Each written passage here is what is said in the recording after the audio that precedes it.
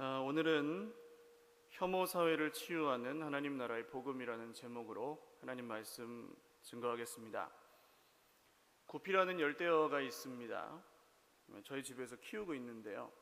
이 물고기는 뱃속에서 알을 낳아서 알을 키우다가 새끼가 되면은 이제 낳는데요. 그래서 새끼를 낳습니다. 물고기를 키우면서 많은 걸 느끼는데요. 아침 저녁으로 밥을 줘야 됩니다. 여러분 모르셨죠? 물고기는 아침 저녁으로 밥을 먹더라고요. 그래서 키우기가 보통 번거로운 게 아니에요. 또 잘 기르면 반드시 번식을 합니다. 새끼를 낳아요. 그리고 무조건 건강하고 크다고 해서 잘 사는 것도 아니고 또 작고 약하다고 해서 다 죽는 것도 아닙니다. 또 물고기가 많아지면 마음이 좋고요. 그러니까 옛날에 아브라함과 이삭과 야곱이 그 양떼와 소떼가 늘어날 때 얼마나 기뻤을지 좀 물고기를 보면서 제가 간접 경험을 해요. 그리고 또 물고기가 죽으면 마음이 아파요. 굉장히 또 섭섭해요. 들으시면서 우리 목사님 목회는 안 하고 물고기만 열심히 키우고 계시는구나 하실지 모르겠어요. 근데 여러분 목회도 열심히 하고 있습니다. 사람을 낚는 어부니까요. 물고기 키우는 사람이 아니라. 물고기가 새끼를 2번 낳아서 20마리 정도 되는 치어들을 키우고 있었는데 지난주 월요일 날 잠깐 집을 비우고 나갔다 온 사이에 한 절반 되는 물고기가 죽었어요. 그 이유를 봤더니 가장 건강하고 큰 아기가 칸막이 사이에 끼어서 이제 죽은 겁니다. 그러니까 그 속에 있는 물이 다 오염돼서 작은 애들은 버티질 못하고 다 죽은 거예요. 한 반 정도밖에 안 남았더라고요. 사실은 가기 전에 어항을 하나 더 만들어서 그 아기들만 살 수 있게 해주려고 그랬는데 그걸 미뤘더니 늘 이렇게 소 잃고 외양간 고치듯 이렇게 살게 되는 것 같아요. 사람이나 물고기나 사는 게 비슷해요. 근데 이런 일을 겪으면서 새롭게 알게 된 게 있습니다. 뭐냐면 물고기를 키우는데 가장 중요한 것이 물이라는 사실이었어요. 물고기가 죽는 이유는 병에 걸려 죽기도 하고 굶어 죽기도 하지만 근본적인 이유는 물이 살만하지 않으면 죽습니다. 그래서 이 물속 생태계를 유지하고 배설물 같은 걸 분해하고 물에 안 좋은 성분들을 없애주는 그런 박테리아가 적정하게 있어야지 물고기가 살 수 있는 물이래요. 그래서 지금 그러니까 물고기가 살고 있는 물이 어떤 상태인지를 잘 아는 것이 물고기를 키우는 데 가장 중요하다고 합니다. 벌써 몇 마리째 많이 죽여가면서 배운 지식이에요. 눈에 보이지는 않지만 물이 어떤 상태인지는 물고기가 죽느냐 사느냐, 물고기에게는 죽느냐 사느냐 하는 문제라는 거죠. 오늘 무슨 열대어 키우기 강좌 시간 같은데, 여러분 우리가 물고기라고 생각한다면 우리는 어떤 물에 지금 살고 있습니까? 얼마 전부터 굉장히 자주 쓰이고 있는 말인데 이런 말을 들어보셨을 겁니다. 혐오 사회. 벌써 낯선 단어가 아니에요. 익숙하게 좀 들리는 말입니다. 강남역에서 벌어졌던 묻지마 살인 사건으로 여성 혐오 문제가 굉장히 이슈가 되고 있고요. 또 섬마을에서 학부형들이 선생님을 성폭행한 사건도 온 나라에 충격을 주었습니다. 그런데 일파만파라고 그 결과도 충격적이죠. 남성과 여성이 마치 무슨 성대결을 벌이는 것 같은 구도가 형성되기도 하고 또 사건이 일어난 동네는 무슨 사람이 살 수 없는 동네 취급을 받기도 합니다. 이 상처가 상처를 낳고 피해가 점점 더 치유되는 게 아니라 확산되는 그런 이상한 현상이 벌어지고 있어요. 걷잡을 수 없는 분노와 분열과 끝없는 혐오 아니면 무관심, 그러니까 내 일이 아니니까 별 상관없다라고 여기는 분들도 있으시겠죠. 이런 것들이 이제 섞여서 혐오가 지배하는 사회라고 지금 우리 사회를 표현하고 계시는 분들도 있습니다. 여러분 우리가 살고 있는 물이 그렇습니다. 현재. 그리고 물은 이렇게 투명한 물에도 검은 잉크를 한 방울, 먹물 한 방울만 떨어뜨려도 다 검어지게 되어 있죠. 세상 사람들은 그래서 어떻게 합니까? 한국에서 애 못 키우겠다. 여러분 헬조선이라는 말을 아세요? 대한민국이 지옥 같다는 얘기예요. 그래서 외국으로 이민을 가고 떠나버리는 사람들도 있습니다. 그러나 외국에 나가도 여러분 사람 사는 세상이 크게 다를까요?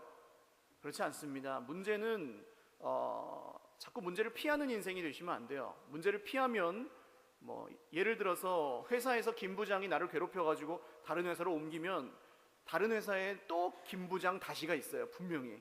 그러니까 문제는 나를 따라다니지 결국 믿음으로 넘어가기 전에는 끝나지 않습니다. 그래서 예수님은 우리에게 명령하십니다. 뭐라고 명령하시죠? 세상에 빛과 소금이 되라고 말씀하세요. 할렐루야. 이것이 하나님 나라 백성의 사명입니다. 오염된 물에 물고기를 넣으면 죽죠. 그런데 오염된 물에 우리를 넣으면 물이 깨끗해져요. 할렐루야. 이렇게 돼야 정상입니다. 사랑하는 여러분, 오염된 물 같은 이 세상에 저와 여러분이 가는 곳에 물이 깨끗해지는 은혜가 있으시기를 주님의 이름으로 축원을 드립니다. 그러면 오늘 이 말씀을 통해서 좀 더 깊이 생각해 보겠는데요. 오늘 전체 본문의 주제를 31절이 잘 요약해 주고 있습니다. 같이 한번 읽죠. 시작. 남에게 대접을 받고자 하는 대로 너희도 남을 대접하라. 아멘. 이 말씀의 내용 자체는 예수님을 안 믿는 분들도 다 알아요. 새로울 게 하나도 없습니다. 황금률이라고 부르는 다른 종교에서도 말하는 보편적인 종교 윤리예요.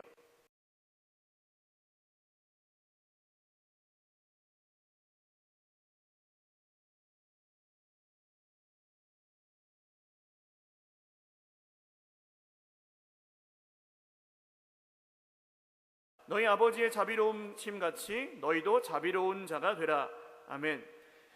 다른 종교나 세상 사람들의 이야기는 내가 하기 싫은 건 남도 하기 싫으니까 시키지 마라, 이런 정도에서 끝나지만 오늘 예수님의 말씀은 정확하게 그 이유와 기준을 밝히고 있습니다. 그 기준이 무엇이죠? 한번 따라 하시겠습니다. 하나님이 이런 분이시기 때문에. 할렐루야.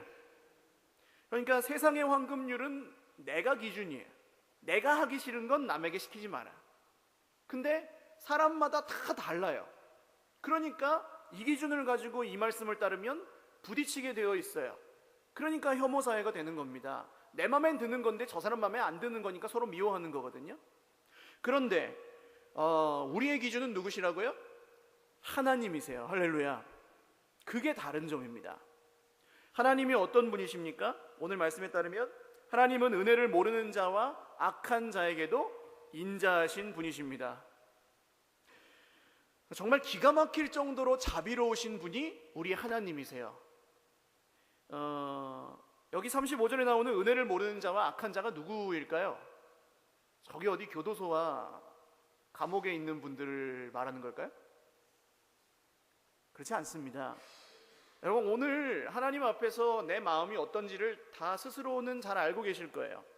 우리가 다 이렇게 거룩한 모습으로 하나님 앞에 앉아 있지만 사실 이 속에 있는 것들이 하나님 앞에서 밝혀졌을 때에는 그건 나는 알잖아요. 그 마음이 어떤지.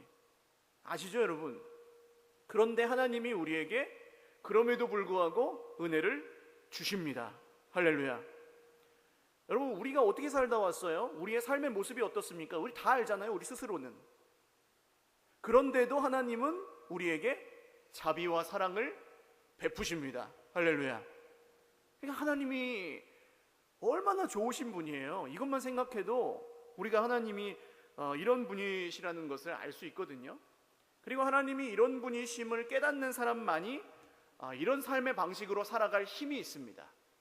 그러므로 오늘 읽은 이 말씀들은 뭘 해라 하지 마라, 뭐 원수를 사랑해라, 원수 사랑하지 않으면 너네는 아니다, 뭐 이런 얘기가 아니에요. 그냥 행동 목록에 대한 이야기가 아니고 우리가 어떤 하나님을 믿는지가 우리가 어떻게 사는지를 결정해 준다는 이야기입니다. 다시요. 우리가 어떤 하나님을 믿는지가 우리가 어떻게 사는지도 결정해 준다라는 이야기예요. 그러면 오늘 성경은 우리가 믿는 하나님이 어떤 분이시라고 말씀합니까? 첫 번째로 하나님은 먼저 사랑하시는 분이십니다. 오늘 이 말씀들을 그냥 우리가 마땅히 지켜야 되는 종교적인 의무로 읽으면 굉장히 부담스럽습니다. 벌써 27절을 딱 보시면 탁 걸리고 숨이 탁 막히지 않으세요? 원수를 사랑하래요. 와, 내가 어떻게 이렇게 살아 하면서 포기하게 되죠. 그러면 이제 이 말씀은 유교 경전하고 별 다를 바가 없어요. 세상 사람들이 이 말씀을 보아도 감동하지 않는 이유가 있습니다. 그 사람들에게 이 내용 자체는 하나도 신선할 것이 없어요. 그냥 어차피 안 되는 이야기고 다 알아요, 지식적으로는. 그런데 그 사람들은 누굴 모릅니까? 하나님을 몰라요. 그래서 안 되는 겁니다. 근데 우리는 왜 다릅니까? 이게 종교적인 의무에 대한 얘기가 아니라는 걸 우리가 알아요. 이게 종교적인 의무가 아니면 뭡니까? 하나님이 우리에게 행하신 일을 말하고 있잖아요. 원수를 사랑하신 분이 누구예요? 하나님이세요. 할렐루야. 우리를 먼저 사랑하신 분이 누굽니까? 하나님이세요. 그 이야기를 하고 있는 거죠. 우리가 믿는 하나님이 어떤 은혜를 베푸셨는지, 하나밖에 없는 아들의 생명을 주심으로 죄인이요 원수였던 우리를 구원하시고 생명을 주시고 자녀로 삼아 주셨습니다. 할렐루야. 그런데 내가 자녀 삼아 달라 그랬어요? 여러분, 하나님을 처음부터 막 원해가지고 하나님 내가 갑니다, 나를 받아주시옵소서 그러셨어요? 그렇지 않았잖아요. 우리가 하나님을 몰랐을 때에, 우리가 하나님과 멀어져 있었을 때에, 오히려 하나님에게서 전속력으로 반대 방향으로 달려나갈 그때에 하나님이 우리를 먼저 사랑하셔서 우리에게 찾아오셨잖아요. 할렐루야. 그게 복음 아닙니까? 복음을 듣고 우리가 구원을 받았습니다. 하나님의 은혜죠. 은혜를 받은 사람들은 이 말씀이 종교적인 의무가 아니라는 것을 압니다. 하나님이 나를 위해서 하신 일이구나. 그리고 또 은혜를 받는 거예요. 그래서 이 속에 하나님의 은혜가 넘치니까 그렇게 살 힘이 있는 겁니다. 이 속에 하나님의 그 은혜, 하나님이 먼저 하신 일들이 정말로 믿어지고 은혜로 받아들여지니까 그 은혜가 우리를 그렇게 살 수 있게 해주시는 거라고요. 내가 결심해서 이렇게 살 수 있다고 생각하면 정말 오산이죠. 아무리 의지가 강한 사람도 뭐 하루 이틀이야 그렇게 살 수 있겠지만 계속해서 살 힘은 아마 없을 것입니다. 오직 우리를 먼저 사랑하신 하나님을 아는 사람, 그리고 정말로 예수님을 믿는 사람만이 이렇게 살 수 있습니다. 두 번째로, 하나님은 반드시 갚아주시는 분입니다. 하나님은 아무런 대가 없이 우리에게 생명을 주셨습니다. 할렐루야. 그래서 은혜죠. 우리가 그 은혜를 다 갚을 수 있습니까? 없습니다. 그런데 하나님이 정말로 은혜로우신 이유는 그게 끝이 아니기 때문이에요. 사람 중에도 우리가 갚을 수 없는 은혜를 주는 분들이 있어요. 예를 들어서 부모님, 자녀는 부모님의 은혜를 평생 가도 갚을 수가 없죠. 근데 하나님은 그 정도가 아니라 더 큰 걸 주십니다. 뭡니까?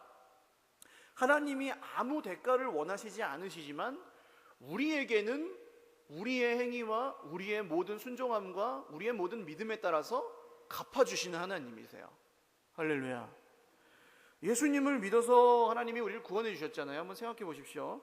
그러면 가장 귀한 것을 이미 받았으니 하나님이 앞으로는 아무것도 안 줘도 되지, 그냥 내가 올 때까지 잘 견디고 참고 살다가 죽으면 나중에 부활해서 마지막 날에 만나자 그러세요?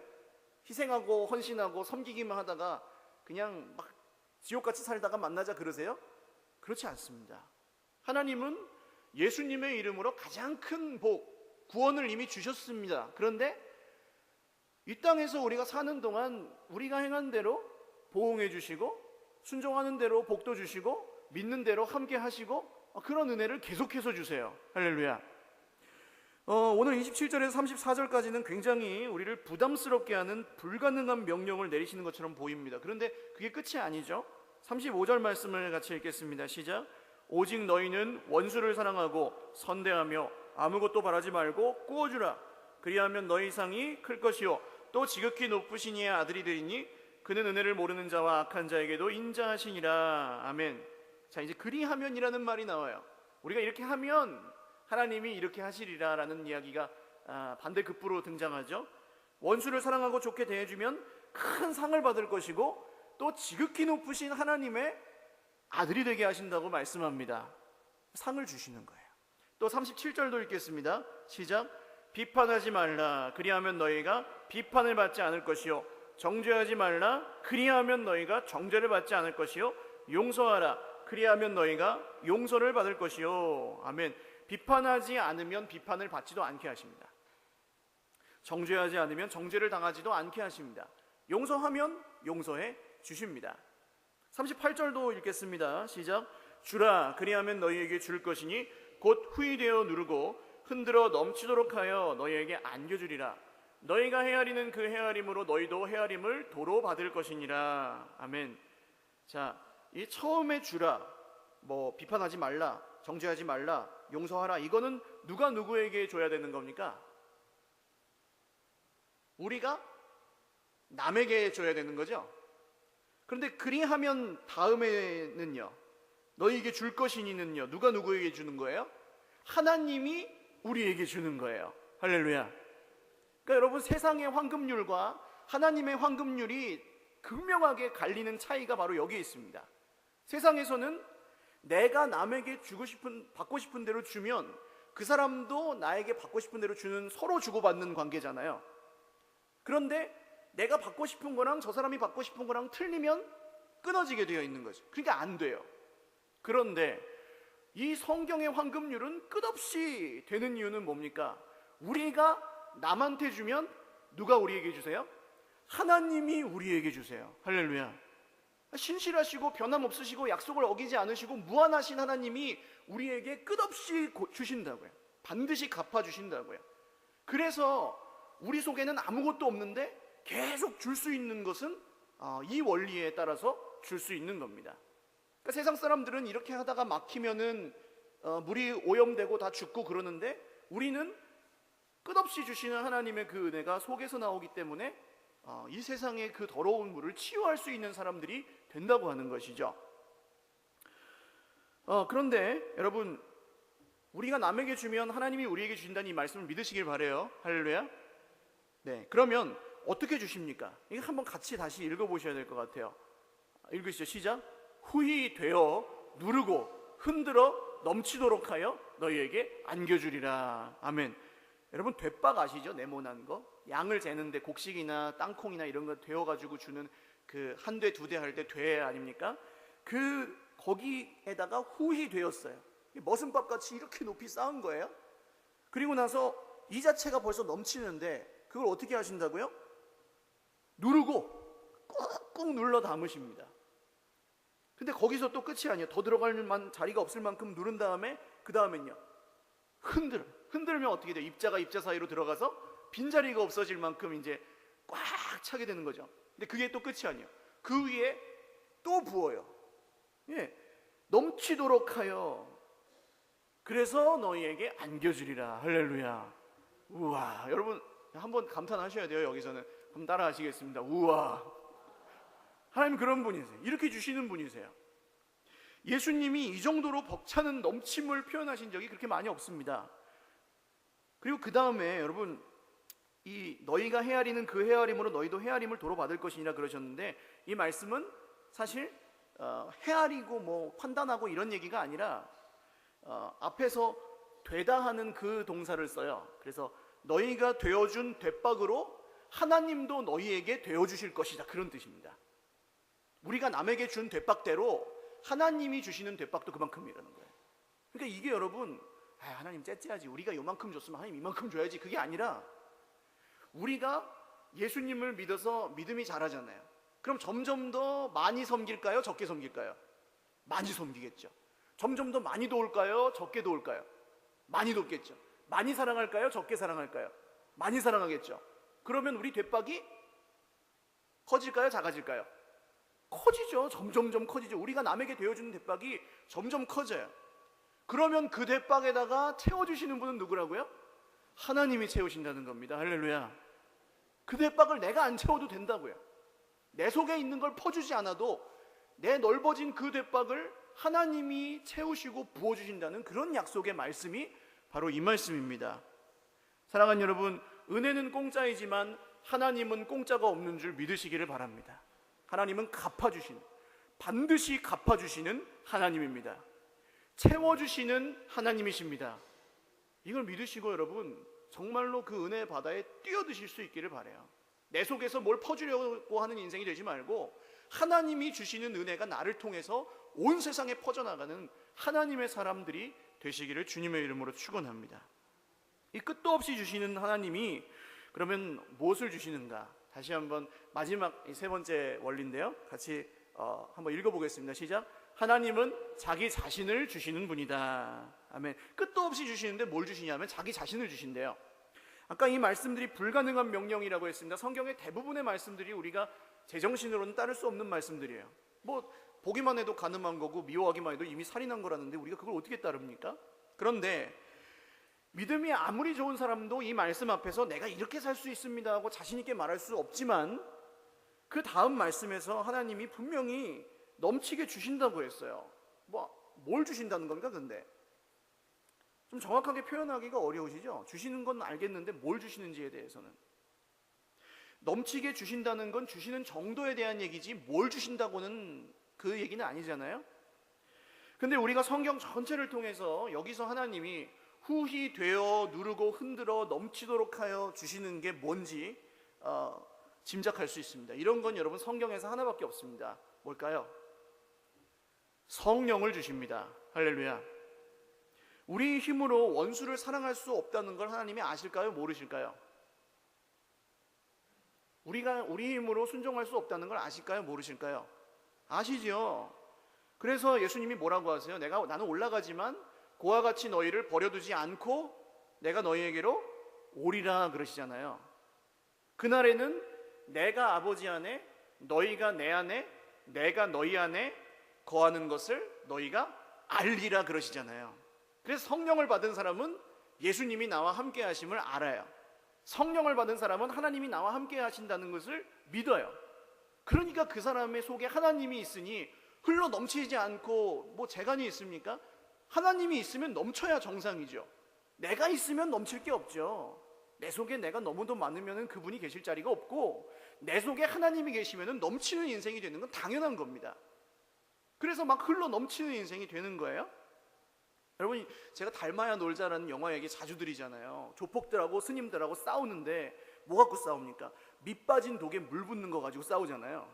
누가 먼저 밑 빠진 독에 물을 채울 것인가. 그래야 스님들도 막 채우고 조폭들도 막 채우는데 밑 빠진 독에 물이 차야 안 차요? 안 차요. 근데 결국 막 신랑이 하다가 독을 확 던져가지고 어디로 들어갑니까? 물속에다가 밑 빠진 독이 첨벙 빠지니까 독이 차야 안 차요? 찬다는 거예요. 여러분, 밑 빠진 독 같은 우리 인생에 하나님이 오셔야, 하나님이 자기를 주셔야 우리 인생이 그때야 차고 넘치는 인생이 된다는 것입니다. 그래서 후히 되어 누르고 흔들어 넘치도록 주시는 것은 하나님이 자기 자신을 주시고 성령을 주시는 것을 말씀하는 거죠. 할렐루야. 그러니까 하나님은 뭐 그냥 건강 줄게, 야 돈 줄게, 야 자녀에게 복 줄게, 성공 줄게, 명예 줄게, 이런 걸 주시는 정도가 아니라 하나님이 주시는 건 무엇이에요? 하나님이 자기 자신을 주시는 분이시라는 것. 할렐루야. 그것을 믿으시기를 바랍니다. 이 고린도전서 2장에 바울이 이 말씀의 원리를 정확하게 표현합니다. 2장 14절에 15절 말씀 한번 같이 읽어보시죠. 시작. 육에 속한 사람은 하나님의 성령의 일들을 받지 아니하나니 이는 그것들이 그에게는 어리석게 보이며 또 그는 그것들을 알 수도 없나니 그러한 일은 영적으로 분별되기 때문이라. 신령한 자는 모든 것을 판단하나 자기는 아무에게도 판단을 받지 아니하느니라. 아멘. 지난 금요일에도 말씀드렸던 말씀인데, 신령한 자는 성령이 함께 하시는 사람을 말하죠. 그런데 그 사람은 모든 것을 판단해요. 왜? 하나님이 함께 하시니까. 그러니까 이 사람이 무슨 하늘 꼭대기에 올라가서 다 정죄하고 판단하고 그럴 자격이 있다는 말씀이 아니고, 하나님이 함께 하시니까 본질이 보이는 겁니다. 이제 여러분, 물고기 얘기를 아까 드렸는데, 물고기를 키울 때 가장 중요한 게 뭐라고 말씀드렸죠? 물이라고요. 물고기 상태가 아니라. 근데 물이 더러운지 깨끗한지는, 물이 살만한지 아닌지는 우리 눈에는 안 보여요. 왜냐하면 미생물이 들어있거든요. 박테리아. 근데 성령으로 충만한 사람은 이제 그 세상을 지금 지배하고 있는 본질이 보인다는 거예요. 그리고 그게 어떻게 바뀌어야 될지도 보인다는 겁니다. 그게 세상 사람들과 우리가 다른 점이에요. 그 세상의 본질을 보고 그걸 고쳐낼 수 있는 사람들, 그걸 회복시켜 갈 수 있는 사람들이 말씀의 지배를 받는 하나님의 사람들, 성령의 사람들이라는 말씀입니다. 할렐루야. 그러니까 얼마나 위대한 말씀이에요, 이 말씀이. 우리 모든 것을 분별할 수 있게 하나님이 우리에게 성령을 주셨다는 거예요. 반면에 자기는 아무에게도 판단을 받지 아니하니라. 우리에게는 점점 사람에게 걸리적거리고 부딪히고 판단받을 만한 것들이 없어지게 된다는 거예요. 예수 믿으면 변해요, 안 변해요? 성령을 받으면 사람이 변합니까, 안 변합니까? 변하잖아요. 할렐루야. 점점 좋게 변합니까? 예수를 믿었는데도 막 점점 엉망진창이 됩니까? 좋게 변하잖아요. 사람들이 칭송하잖아요. 칭찬하잖아요. 믿지 않는 사람들도 나도 저 사람이 믿는 예수라면 나도 믿고 싶다, 이렇게 돼야 정상이잖아요. 그게 성령의 역사라는 것이죠. 이 말씀이 여러분 아까 어디 말씀이랑 비슷합니까? 37절 같이 다시 한번 읽겠습니다. 시작. 비판하지 말라, 그리하면 너희가 비판을 받지 않을 것이요, 정죄하지 말라, 그리하면 너희가 정죄를 받지 않을 것이요, 용서하라, 그리하면 너희가 용서를 받을 것이요. 여러분 비슷하죠? 이 말씀이? 이 말씀이 어떻게 이루어집니까? 그러니까 성령으로 이루어집니다. 할렐루야. 내가 비판하지 않으려고 비판 안 되는 게 아니고, 내가 정죄하지 않으려고 한다고 정죄를 안 하는 게 아니에요. 성령이 우리 속에 계셔서 끝도 없는 사랑이 우리 속에서 나오게 하시니 이런 것들이 끊어지는 것입니다. 요한복음 4장에서 우리가 잘 아는 말씀, 절망 가운데 있던 남편이 5명이었고 지금 사는 남편도 남편이 아닌 그런 여인이 나오죠. 이 사마리아 여인에게 예수님이 뭘 주시겠다고 해요? 마르지 않는 생수를 주시겠다고 합니다. 그때 이 여자가 그런 물이 있으면 나도 마시게 해주십시오 라고 했을 때 예수님이 나중에 7장에 가보시면 그 생수가 뭔지 밝히 말씀하시죠. 같이 한번 읽겠습니다. 시작. 명절 끝날 곧 큰 날에 예수께서 서서 외쳐 이르시되 누구든지 목마르거든 내게로 와서 마시라. 나를 믿는 자는 성경의 이름과 같이 그 배에서 생수의 강이 흘러나오리라 하시니 이는 그를 믿는 자들이 받을 성령을 가리켜 말씀하신 것이라. 아멘. 마르지 않는 생수가 뭐예요? 성령이에요. 하나님이 자기를 주셨기 때문에 우리 속에서 하나님이 계시니까 넘쳐 흐르는 것이 이 생수의 강, 즉 성령입니다. 끝도 없는 생수의 강이 흘러 넘치는데 이는 그들이 받을 성령을 가리켜 말씀하신 것이다. 할렐루야. 성령은 하나님의 영이십니다. 성령은 죽으시고 부활하신 예수 그리스도의 영이십니다. 자기 자신을 주셔서 이미 다 이루신 우리 주님이 또 주시고 지금도 주시고 앞으로도 영원토록 주시되 후히 되어 누르고 흔들어 넘치도록 하여 우리에게 안겨주십니다. 할렐루야. 하나님의 약속이에요. 믿으시기를 바랍니다. 이게 어떤 믿음 좋은 사람들에게만 주신다고 했습니까? 아닙니다. 예수 그리스도의 이름을 믿는 모든 사람에게 성령을 주신다고 하셨습니다. 그 넘치는 인생이 되게 하신다는 축복과 축복의 약속이죠. 하나님이 우리와 함께 하시기 때문에 우리는 이 불가능한 말씀을 살 수 있고 또 이 말씀이 우리 속에 살아계시고 이 말씀이 약속대로 이루어집니다. 할렐루야. 이게 예수 믿는 사람의 능력입니다. 죽은 종교 경전 속의 황금률이 아니고 살아계신 하나님의 말씀을 우리가 성령으로 순종하며 살아내기 때문에 예수님을 믿는 사람의 삶에는 능력이 있고 생기가 있는 것이죠. 그 예수 믿는 사람, 성령 받은 사람은 막 그냥 펄떡펄떡 막 살아 날뛰는 그런 물고기 같아요. 막 펄떡펄떡 뛰어요. 그 사람이 가는 곳에 변화가 일어나고 회복이 일어나고 치유가 일어나고 그런 역사가 일어난다고요. 그 속에 있는 게 아니에요. 그거는 하나님이 그 속에서 넘치게 하시는 생수의 강입니다. 요한복음 20장에 십자가에 죽으시고 부활하신 예수님이 이런 말씀을 하십니다. 같이 한번 읽어보시죠. 시작. 예수께서 또 이르시되 너희에게 평강이 있을지어다. 아버지께서 나를 보내신 것 같이 나도 너희를 보내노라. 이 말씀을 하시고 그들을 향하사 숨을 내쉬며 이르시되 성령을 받으라. 아멘. 주님이 우리를 세상으로 보내세요. 이제 올라가셨잖아요. 평강이 있을지어다 하셨는데 여러분 평강이 있습니까? 우리 인생에 세상에서 어디서 아까 세상이 줄 수 없는 소망, 세상이 줄 수 없는 위로, 세상이 줄 수 없는 평강, 그게 아까 찬양 제목이 뭐였어요? 성령으로. 제목 기억 안 나십니까? 성령으로 충만하라. 성령의 충만함을 받으라. 거기에 세상이 줄 수 없는 이 평강과 위로와 능력이 있다는 거예요. 후히 되어 누르고 흔들어 넘치도록 하나님의 영을 받은 사람은 다릅니다. 할렐루야. 이게 지금 여러분 남의 얘기 듣듯이 듣지 마시고 내 얘기인 줄 믿으시기를 바라요. 예수님의 숨결이 그 사람과 함께 하세요. 숨을 내쉬며 성령을 받으라.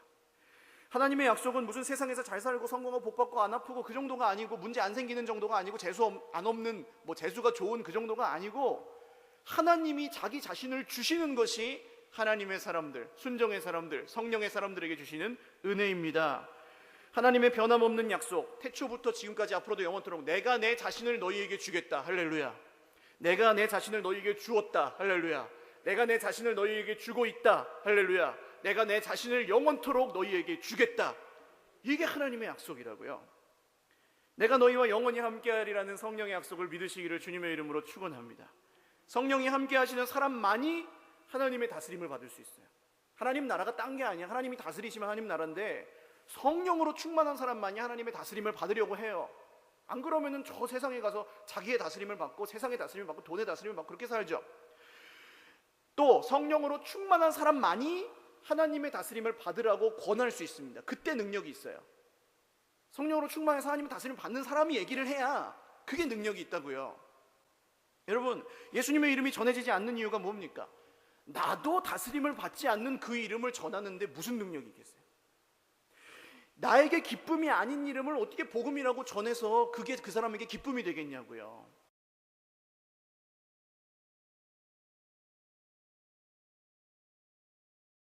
마태복음 7장 11절입니다. 같이 한번 읽어보시죠. 시작. 너희가 악한 자라도 좋은 것으로 자식에게 줄 줄 알거든 하물며 하늘에 계신 너희 아버지께서 구하는 자에게 좋은 것으로 주시지 않겠느냐. 이 말씀에서는 좋은 게 뭔지 분명하게 나오지 않죠. 그런데 누가복음 11장 13절입니다. 똑같은 말씀에게 성령을 주시지 않겠느냐 하시니라. 아멘. 그러니까 좋은 것이 뭐예요? 성령이에요. 다른 걸 구할 필요가 없어요. 하나님이 자기 자신을 주신다는데 뭘 구해요 우리가? 하나님을 받았는데 반드시 주시고 함께 하십니다.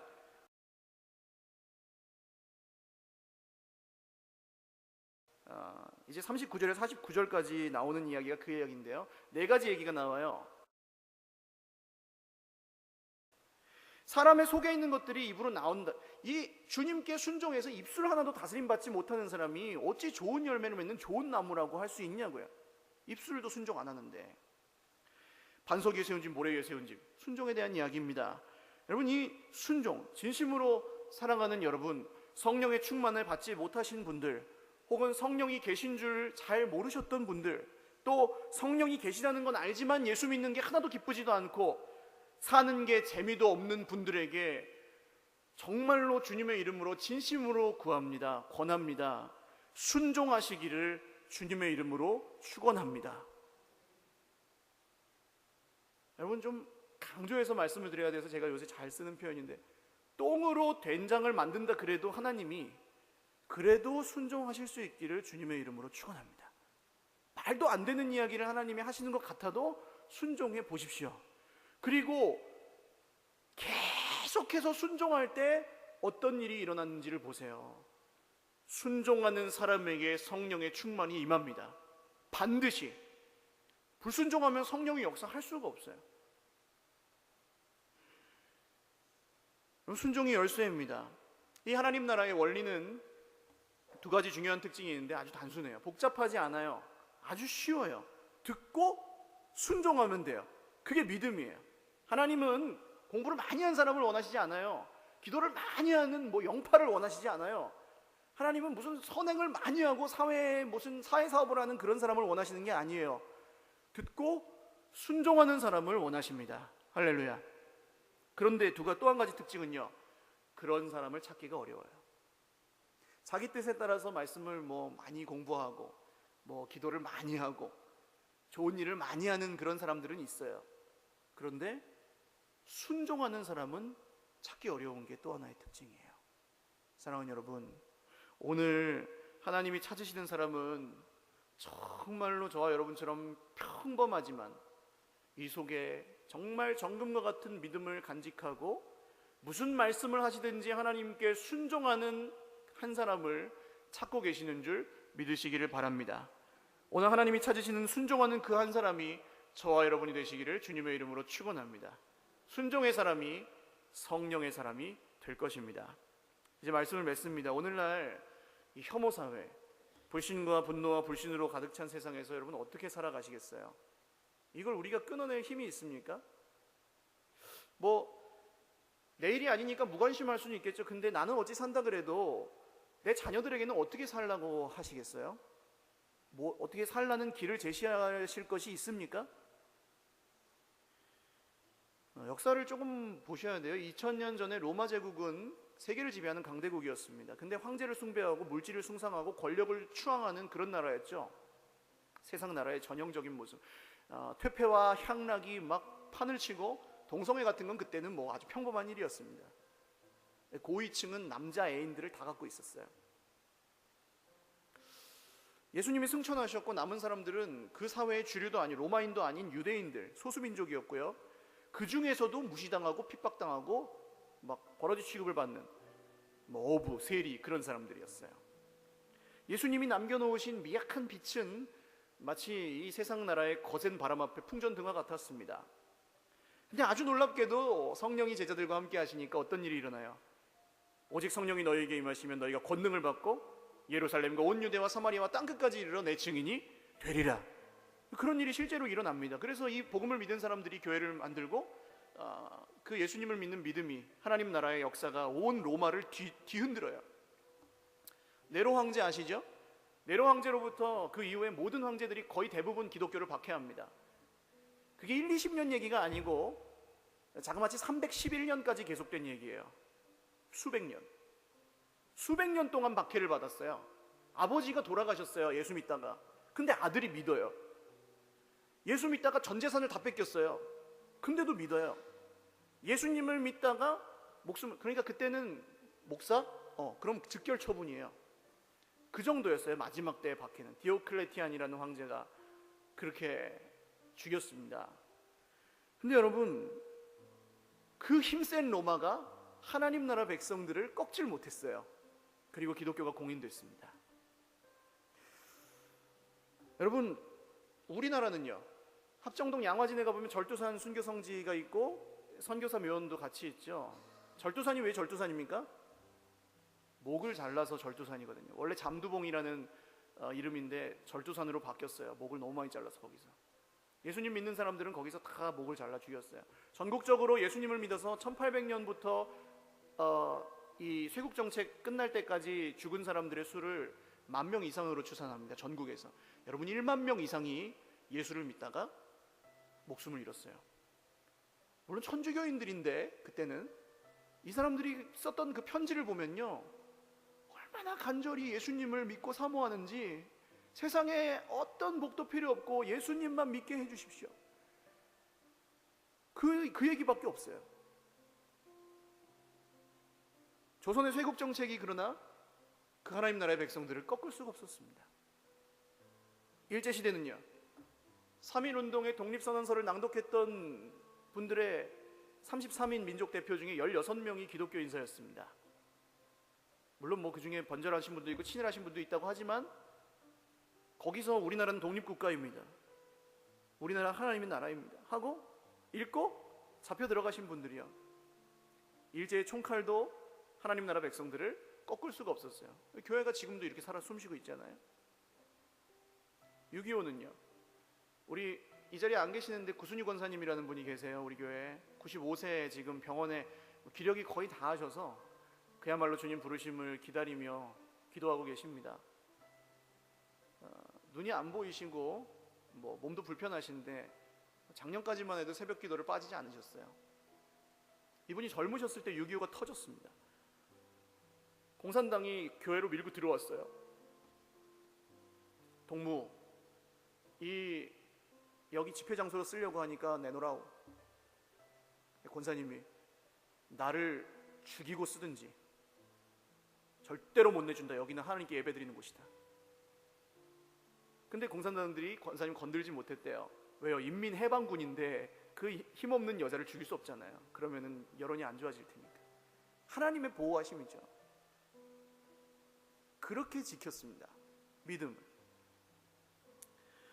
여러분, 오늘 왜 혐오 사회일까요? 사람들이 옛날보다 악해져서 혐오 사회일까요? 그렇지 않습니다. 역사를 조금만 찾아보셔도 지금보다 훨씬 잔악무도한 일들이 우리나라나 세계나 많이 일어났었고요. 또 전쟁이 끊이지 않았고요. 여성과 어린이들은 늘 희생당했습니다. 그리고 돈이 많아지고 의식 수준이 높아지면 해결될 줄 알았는데 해결이 안 됐어요. 지금까지도. 누가 다스리셔야 될까요? 누구의 다스림을 따라야 될까요? 누구의 말씀에 순종해야 되겠습니까? 여러분, 우리가 믿는 그분, 오늘 성령으로 충만하셔서 정말 더러운 물에 우리가 들어갔을 때 죽는 게 아니라 물이 깨끗해지는 놀라운 역사가 성령 안에서 저와 여러분에게, 저와 여러분이 밟는 모든 땅에 만나는 모든 사람에게 이루어지시기를 주님의 이름으로 축원합니다.